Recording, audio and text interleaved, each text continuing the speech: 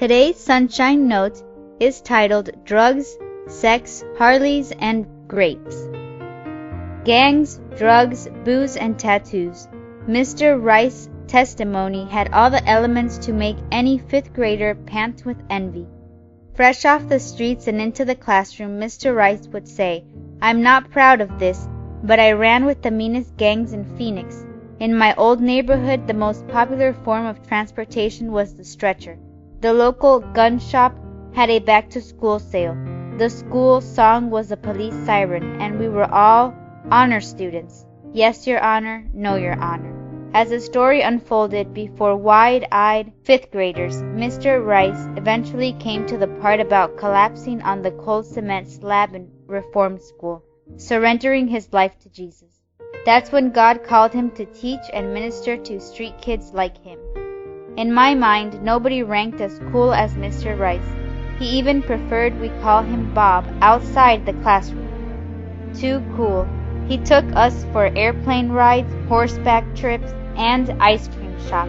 He'd wrestle the whole class of 31 kids and win. Occasionally, he'd interrupt history class with "Bag this, let's play ball."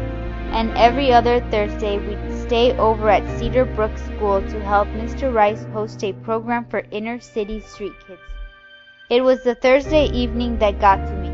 After the final verse of Kumbaya, Mr. Rice would lay down his guitar and share his story. I'm not proud of this. Even the gangsters sat like statues in shock as he shared.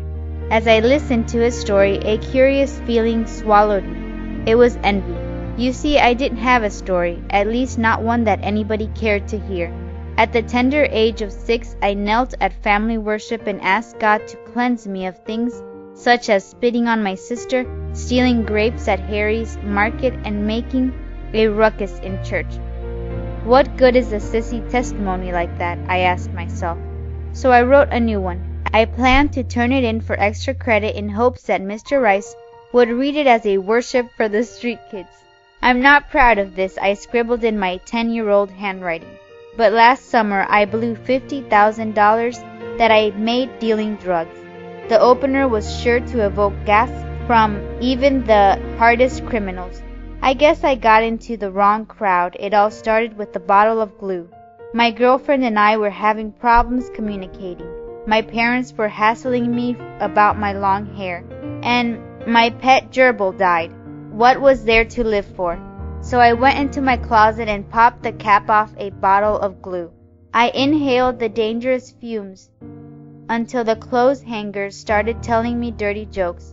I knew right then I was destined to hell because I couldn't stop laughing at the riddles. Sin had its grip on me, and I enjoyed it too much to let it go. One thing led to another until I hooked up with mobster Antonio Davinciono and found myself head deep in the underworld of drugs, sex, money, and Harley Davidson. That's when I saw a funny-looking guy behind the goalpost at a football game holding a sign with John 3:16 on it. I vaguely remember the text from my childhood, but when I looked it up again, it hit me. God so loved Karl Hafner that he sent his son to die for my sins. I asked forgiveness right then and committed my life to teaching kids like me who had gone astray. The gripping testimony was ready to go public, but not before my mom discovered it under my pillow. "What's this all about?" she demanded. Well, I wanted to write up my story of how I found Jesus. You know, like my testimony. This is your testimony? Yes, sure it is. It surprised you, didn't it? I've kept the secret real good, but it's time to come clean. This is your true testimony, she pushed. Yeah, you know it's true, at least the part about my gerbil dying. Mom gently explained that sometimes little boys whose worst sins were committed at Harry's market are the worst sinners of all. They're the ones who don't realize how sinful they are. She said whether it's stealing grapes or dealing drugs, we all deserve hell. My mother reminded me of how Mr. Rice would always share in his testimony that it's only by Jesus' grace that we are saved, and it's only by Jesus' grace that Karl Hafner will be saved. Your testimony, she concluded, isn't about what you have done, it's about what Jesus has done. And that is the most amazing story you could ever tell. For it is by grace you have been saved, through faith, and this not from yourself. It is the gift of God, not by works, so that no one can boast. Ephesians 2:8 and 9.